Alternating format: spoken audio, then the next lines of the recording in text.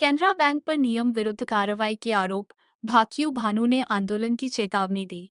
मुजफ्फरनगर भारतीय किसान यूनियन भानु ने केनरा बैंक की कार्यप्रणाली पर गंभीर सवाल उठाते हुए बैंक अधिकारियों पर नियमों की अनदेखी करने और व्यापारियों के हितों को नुकसान पहुंचाने का आरोप लगाया है।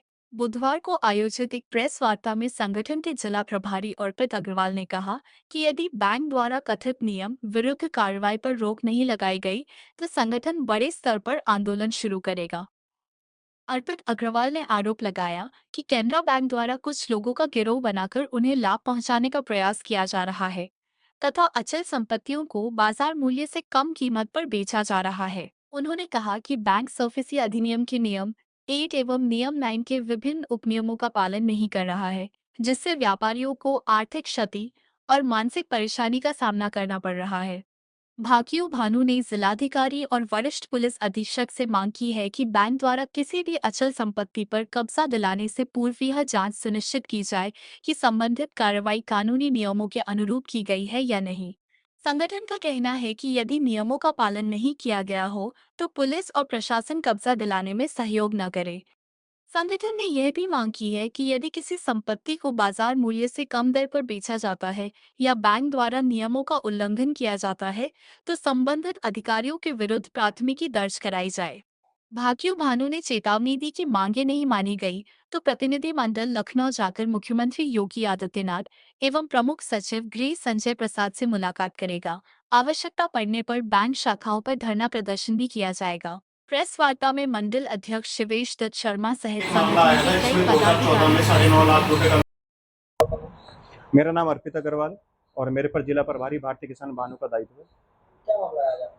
ये मामला हमारे जो जिला अध्यक्ष हैं व्यापार प्रकोष्ठ के और बाकी पदाधिकारियों के संगठन के जो पदाधिकारी हैं उनके समक्ष आया है और ये मामला केनरा बैंक से संबंधित है, जिसमें केनरा बैंक द्वारा अपने ही सिंडिकेट बनाकर अपने ही लोगों को बाजारी मूल्यों से कम कीमत पर वो बंधक संपत्ति बेची जा रही है जो उनके एवज में उन्होंने लोन दिया था।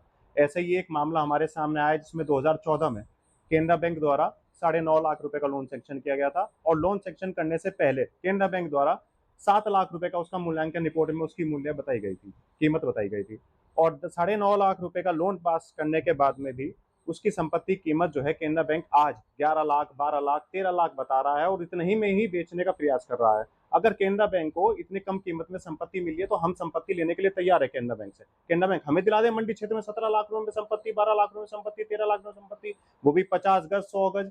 ये केनरा बैंक ने एक सिंडिकेट बना रखा है, अपना एक गिरोह बना रखा है जिसको कम कीमत पे वो ये संपत्ति बेच रहा है और अपना लाभ ले रहा है। ऐसे ही मैं आपको बताऊं सरफेसी के कुछ नियम है जिसमें नियम 8, उपनियम 5, उपनियम 6, उपनियम 7 और नियम 9, उपनियम 1, ये कुछ नियम है जिनका जो भी कोई किसी भी नियम का पालन केनरा बैंक द्वारा आज तक नहीं किया गया। इसके सारे साक्ष्य हमारी यूनियन के पास उपलब्ध है जो पीड़ित और पीड़िताओं द्वारा हमें उपलब्ध कराए गए हैं।